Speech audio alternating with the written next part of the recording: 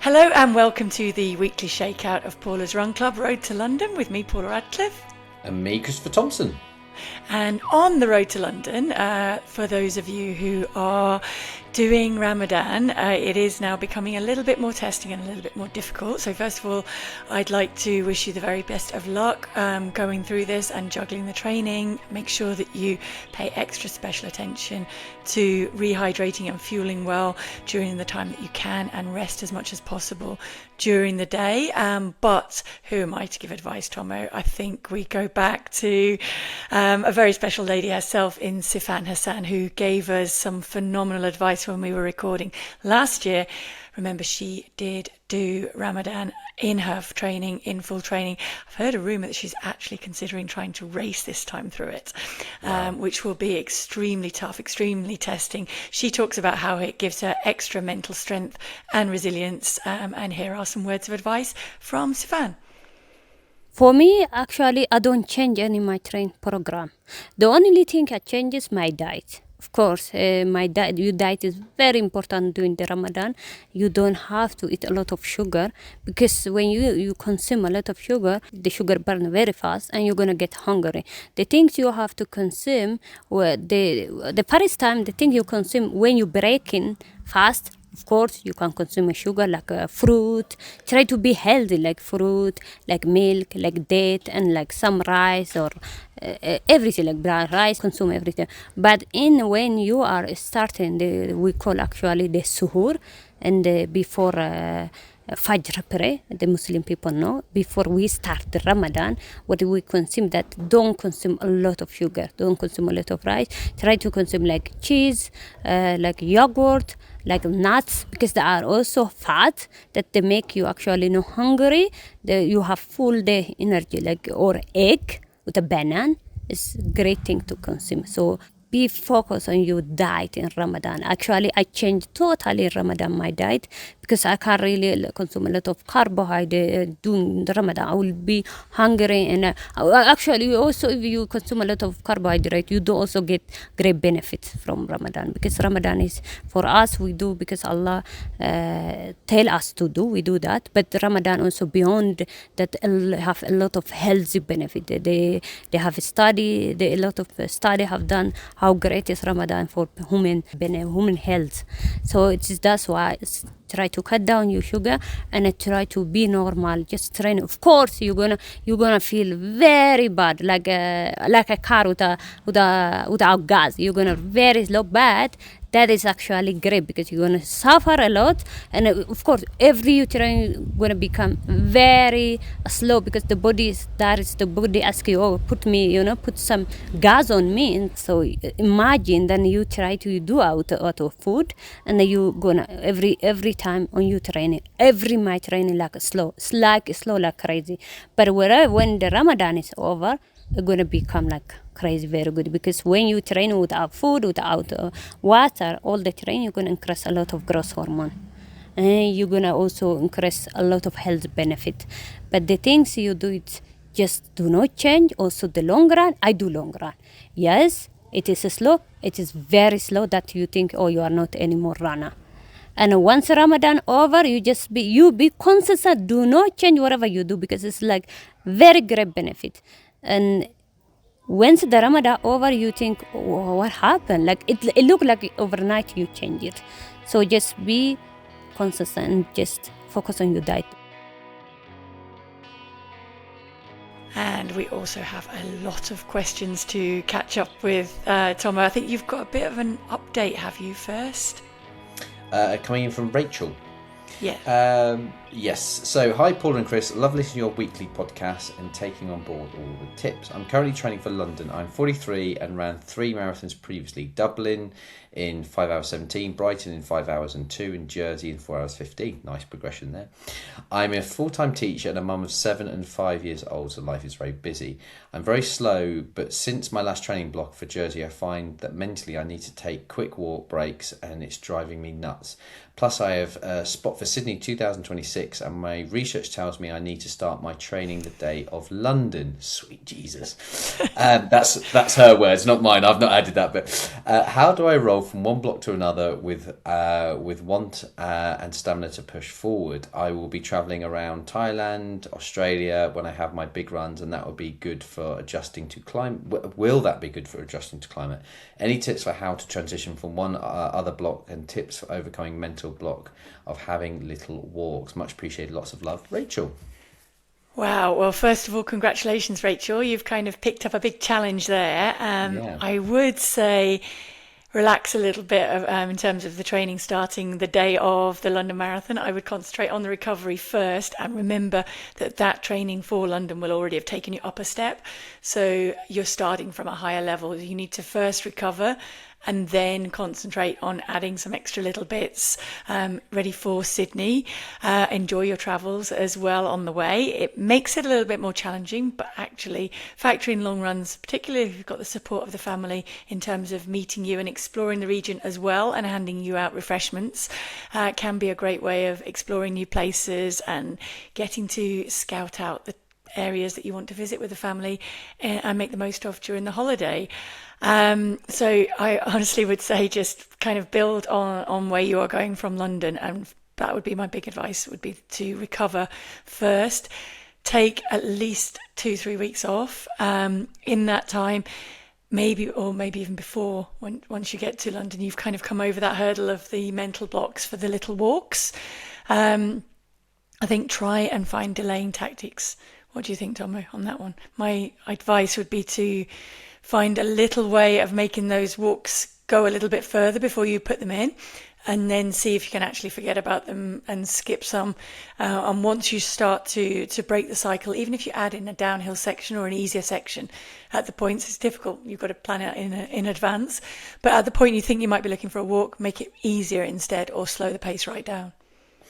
Yeah, I'm intrigued to know why she needs them as well, because potentially it might be because she's running a bit too quick and just needs to catch her breath, and so reducing the pace, or she says mentally, but again, mentally, the thing is we are all tougher than we give ourselves credit for sometimes, and I've bailed on sessions and I think, oh, mentally I've given up, and it's actually not. There's sometimes quite often another thing going on, like I hadn't fueled enough that day and I just need to go back and refuel and give myself mentally a break, or I was just a bit too aggressive early and I dug myself a bit too much of a hole. So I think the reasons behind it would be interesting, and I think certainly not giving yourself a hard time and possibly not labelling it as a mental break, that maybe it's just more of a physical break, that and it's all part of that kind of process to build yourself to cope with, and that's what marathon running is. You're dealing or coping or extending that ability. So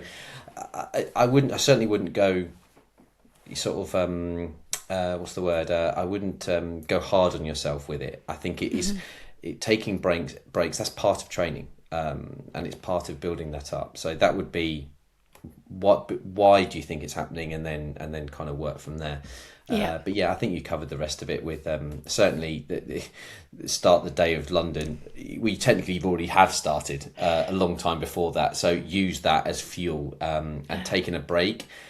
One of the hardest things I think for people to get their head around is taking a week or two rest is not a reduction in fitness. You're not losing things. It's actually adding to that progression towards that end goal. So reframe it in terms of the recovery is actually part of the process and actually a healthy way to rebuild, to go again. And it's not a fitness dip. It's a recovery replenishment. Just because it's a longer period than necessarily what you would have had, it's all part of that process. Yeah, and allowing yourself that time to recover from the marathon stops you and prevents you getting yourself into a fatigue hole early on in that preparation, and we really don't want that. You want to go to Sydney and have the best experience possible there. Final bit of advice, I would throw in a few hills, because I have heard that you need to have that going into Sydney. So put those into your recovery process as well. So those downhills instead of a walk break might work out in the training. Next one comes in from Kev. Hi Paula and Tomo, running my first London this year and absolutely loving the pod. I started training back in October, so this is week 19 of 29 for me. I felt I needed the extra couple of months to properly as my fitness wasn't great when I started. I'm now up to 16 miles on my long run, and I've been using a hybrid of training plans, feeding in my data to AI and structuring week by week and using official plans as guidance. I'm aiming for a sub 4, so it's potentially right on the limit for me in terms of ability, but I've had conflicting opinions as to how to train from a speed perspective. My long runs are easy, and I also have one easy recovery run per week. But with speed sessions, should I be gradually increasing these? For example, an easy warm-up, 2 miles at marathon pace, 1 mile recovery, 2 miles at marathon pace, 2 mile recovery, easy cool down, or looking to get a couple of 5-6 mile tempo runs in per week. Although just at the moment, this might be in a higher heart rate zone to where I want to be on race day. Hope this makes sense. Also, here's a photo that I got with Paula after a half marathon in Glasgow in 2015, and he's attached the photo there. That's a cool photo, by the way. That's it's scary. That's 9 years ago. Oh no, 10 years ago. So I actually would say I'm a strong believer in actually the first option, breaking it up, just to keep that homeostasis. I'm using the right word, but that right terminology of keeping the body in that marathon zone and heart rate zone is healthier. And part of the reason why, as an elite athlete can do these longer runs, because they're able to sustain that kind of zone for longer periods without having that respite. And so I would suggest it is very beneficial to do 2 miles, 1 easy, and doing it and alternating it like that, just to keep you in that zone for you. And actually, as you get fitter and get you more kind of, elite athletes will use that method as well, but they're doing it also they're doing it in a manner to get them ready to do the 5 or 6 miles or continuous ones. So I personally would stick to the alternating personally. Yeah, the only thing I might do is try and build towards throwing one of each in. Yeah. So instead of, he talks about doing a couple of runs, 5 or 6 miles, why don't you do the one as a tempo run, which will gradually improve as you get fitter. So you'll be able to keep it in the right heart rate zone, but you will be covering more ground as you get fitter, and then work the other one up towards that, because it's pretty much the same distance anyway, 2 miles, a mile easy and another 2 miles. Just try and increase that, so you maybe go slightly over 2 miles and less than a mile flow, and then back into the other one, and just ease those up. But that will enable you to go a little bit quicker in the one that's broken down into the 2 miles, and so you should be able to kind of get the best of both worlds, a bit faster, a bit slower, and then it will gradually get to the point where you are at marathon pace. And good luck with it, Kev. I hope you get there. Yeah, we have an update that's come in from Yasmin on the Golf Rash. Hey both, I emailed and you read out my question. Oh my God, fangirl. That's very cool. Very cute. So the golfer's rash can also be known as exercise-induced vasculitis, which I think is mostly due to heat and time on feet. I don't have a picture of mine, but I quickly Googled. It's a red raised rash. It goes within a few days after, but it can be stingy and painful. Just for your reference and for any other listeners who suffer, I'm going to try longer socks, Vaseline, more hydration. I know I'm slightly anemic like you, Paula, so maybe that's a factor. Thank you for your advice and support, Yasmin. And she has sent a couple of pictures from Google, obviously. And it's always a difficult one because Google always usually gives worst case scenario of these different things, so you have to take things with it. I'm sure Yasmin, yours is as you say, it goes in within a couple of days, but yeah, for anyone listening, that was a nice update from her. Thank you. Yeah, thank you very much. And hopefully anybody else listening, that might help them out a little bit. And now from the emails, we've got another one, which is a little bit of a follow-up on one of the guests that we've had on. It's actually following up on the Georgie episode that we did with the pelvic floor exercises. And this comes in from Richard. He says, hi, Paula and Tomo, hope you're well. I just wanted to email him for a long time, and I've always held off putting myself out there, but I so loved the episode with Georgie Broomville's, which I've listened to twice already, as a lot of the information has directly affected me over the last year. My history is as a Royal Marines Command veteran, so I've always been fit. I then took up triathlon, moved into ultra running, but am now in love with the marathon itself since getting a place in London a couple of years ago. I take my training pretty seriously, and I think I enjoy the structure of the training blocks and getting into the details due to my military past. I'm 41 years old, a 250 marathoner, and I plan on getting down into the 240s this coming year, wow, with the aim of getting back to London. I was partway through a spring marathon training block last March and I was trending in the 240s direction when I noticed in my body and mind that I didn't feel quite right, which you touch on with Georgie. My wife is a physiologist and said maybe get your testosterone checked. So I went to the doctors, they did a full blood count. Thankfully my testosterone was spot on, but unfortunately they have advised that my PSA, which for those who don't know is a protein produced by the prostate that is tested for screening to detect for issues with the prostate such as cancer, was very high for a man of my age. I was sent for an MRI and quickly followed this with a biopsy.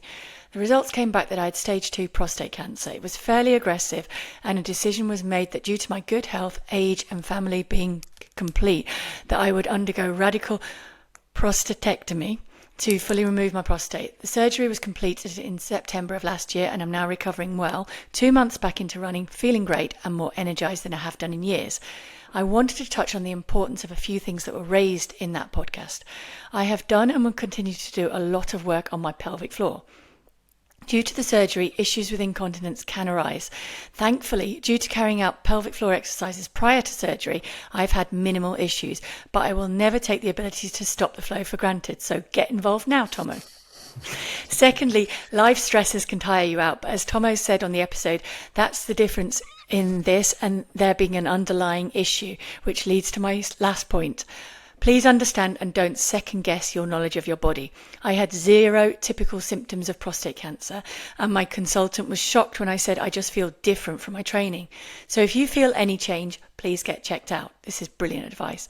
I'm now preparing a base ready to start a block in February for my B race this year, the Edinburgh Marathon on the 24th of May.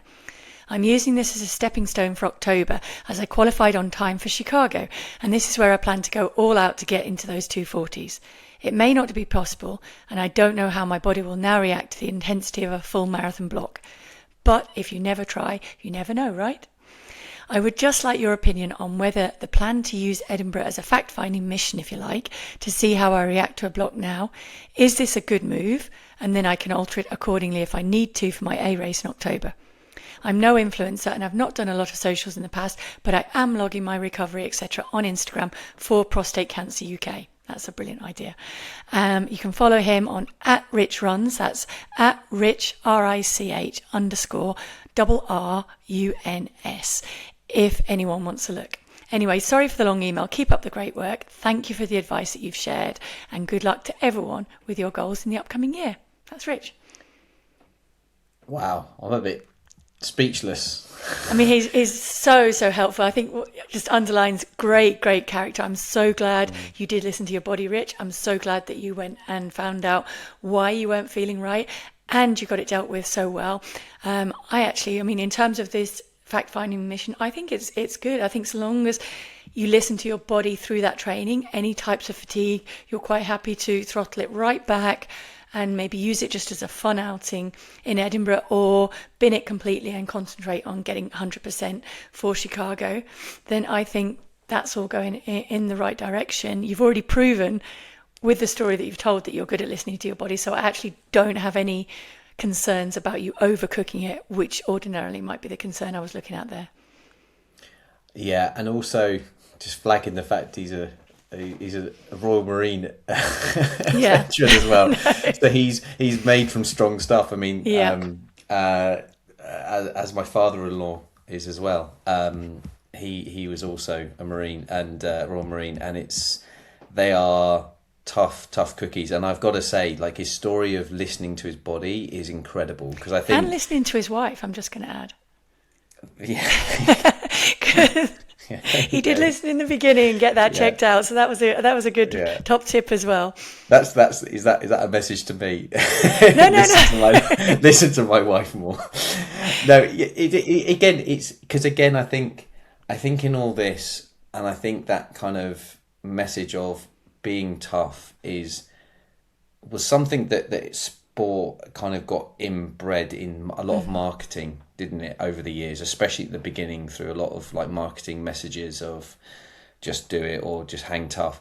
And I think while that's great. There is a time and a place for listening, and sometimes, like you say, your wife or your closest or your coach or confidant is good to say, look, you're saying things that you need to listen to. And I think it's an incredible story. But I think moving forward to is just the checking in race thing is perfect. That's kind of what we do anyway. We're always checking in. We're not necessarily looking for PBs or a performance that knocks out the park. We're just looking for things to say we're on the right tracks, because it's the A to Z destination has lots of letters along the way, and those letters don't necessarily need to be fantastic. They're just ways to go, you know what, I'm still keeping on the path. I'm not deviating too far from where I need to be.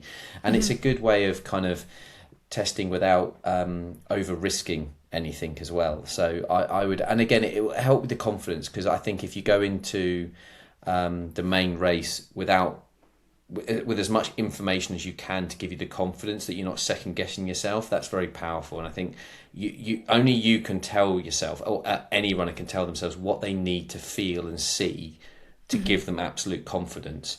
And sometimes people want to see they want to race the race before they do the race, but you can't. You've got to do things that will make you feel confident on the day. And I think sometimes there's a compromise between what's necessarily right physically and what's going to give you the mental calmness or calmer when it comes to race day.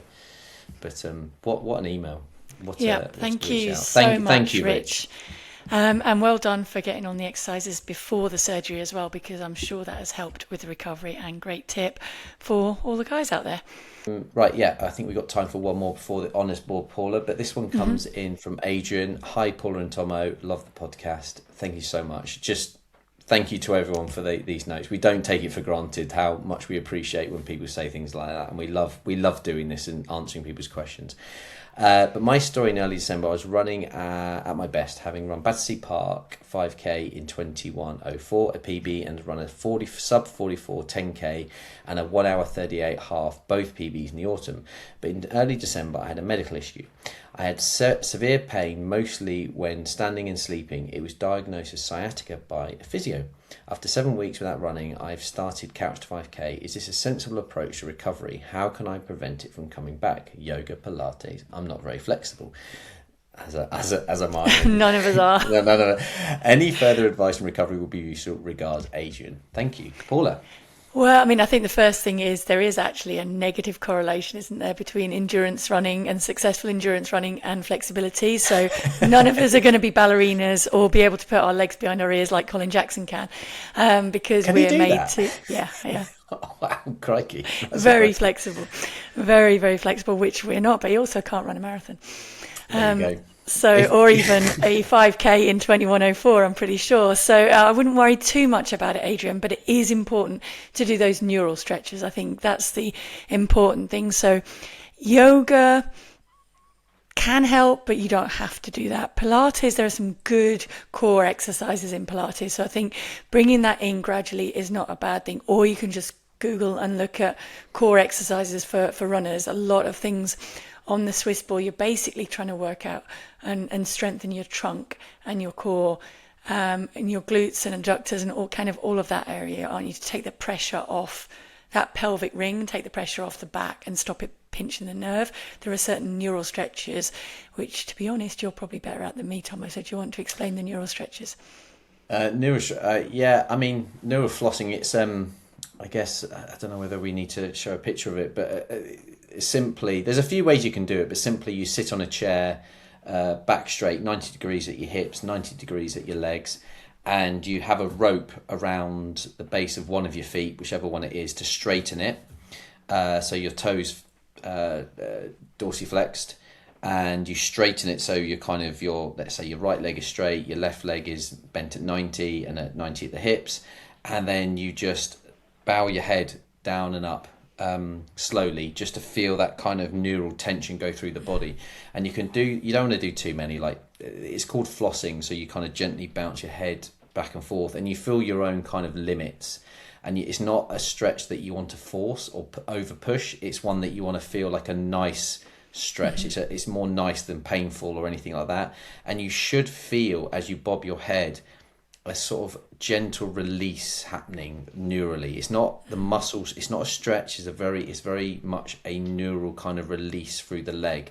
And you can do that on both. And when you get up and walk around, hopefully you will feel a bit more freer in your movements, just your legs moving a bit, just generally, not as much restriction.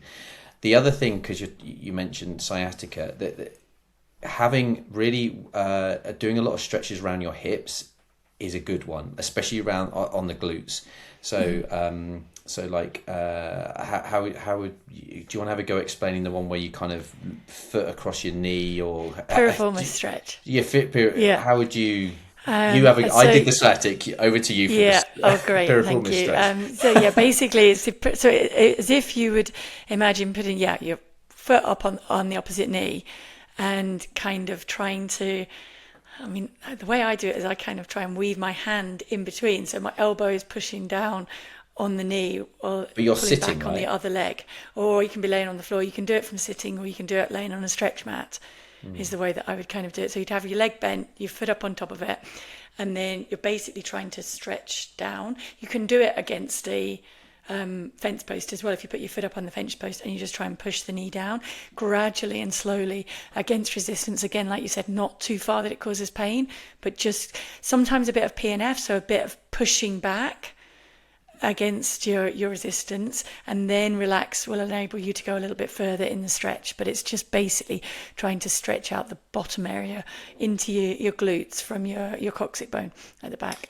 Yeah. And stretching. Sometimes having a cushion in the car helps as well. If you're spending a lot of time sitting or driving, then having a cushion that slightly changes the tilt of your pelvis and what you're sitting on can also help relieve that sciatica.